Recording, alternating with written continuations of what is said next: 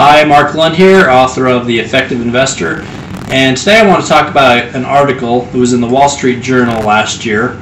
It was called The Hidden Costs of Mutual Funds by Anna Pryor, and I thought this would be a good topic to talk about today, and I encourage you to read it.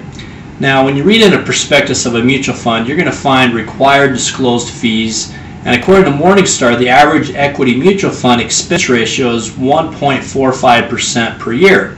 The problem is that you won't read in the prospectus the fees that are not required to be reported. Now, you or your current financial advisor may or may not know about these fees, and if your current advisor has not told you about these fees, it's because they either don't want you to know about them or they don't know about them. Now, the fees I'm referring to are the ones related to the buying and selling of stocks within the mutual fund. They're called transaction costs and bid-ask spreads. Now, Stephen Horan, the head of professional education content and private wealth at CFA Institute, said in this Wall Street Journal article, these trading and transaction costs are very real. While it's very important to look at the expense ratio, it's just not going to capture all of the costs. Mr. Horan estimates that trading costs for stock funds total 2 to 3% of the assets annually, though conservative estimates place them closer to 1%. Now, another study by Virginia Tech University of Virginia and Boston College was called Scale Effects of Mutual Fund Performance, the Role of Trading Costs. They examined over 1,700 U.S. stock funds and found that the average U.S. stock fund spent about 1.4%.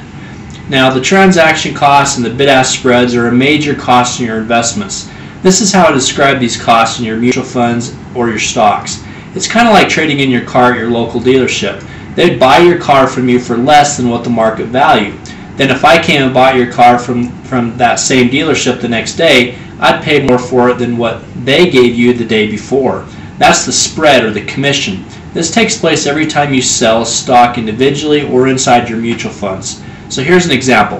If I got on the phone and I called a major wirehouse right now and I said to them, I want to buy 100 shares of XYZ stock, the person on the other end might say, you can buy that stock for $50 a share. Then if I turned around and said, wait a minute, I don't want to buy, I want to sell that stock.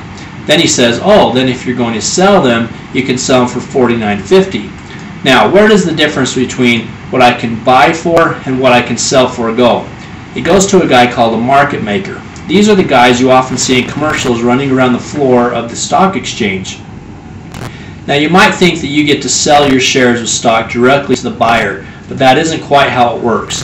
You have to sell your shares to the person on the floor of the exchange. They take a profit off the top, and then they turn around and sell it to the next investor. So every time a stock changes hands, they're taking a profit that goes to the brokerage house or wirehouse that controls those markets. So whether you're an individual investor or a big mutual fund, you're still paying the bid-ask spread costs.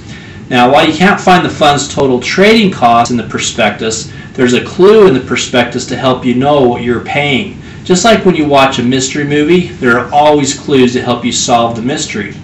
So there's a big clue in the prospectus to help you know what this trading is costing you. The clue is called the fund's turnover. So turnover measures how often the fund is buying and selling stocks in the fund. A fund with 100% turnover means that it completely turns over its portfolio during the year. In other words, whatever stocks they own on January 1st will be different stocks owned on December 31st. Now, according to Morningstar, the average turnover for domestic equity mutual funds is 94%. In Charles D. Ellis's book, How to Win the Loser's Game, he said, the key question under the new rules of the game is this: how much better must an actively trading manager be to at least recover the costs of the portfolio turnover? The answer is daunting. So in summary, the total transaction costs, which are commissions plus the spread between the bid and the ask side of the market, of 1% to buy and 1% to sell, are certainly not high estimates. The bid-ask spread is an expensive and unseen cost of investing, and it takes away value from the portfolio every time it happens. So when you add up all the disclosed fees and the undisclosed fees, it can be very expensive to own these types of consumer mutual funds. It's not unusual for me to see prospective clients with estimated fees in their current investments ranging from 3 to 5% annually. So the big secret here to be aware of is portfolio turnover. Well, that's it for today's show, and have a great week.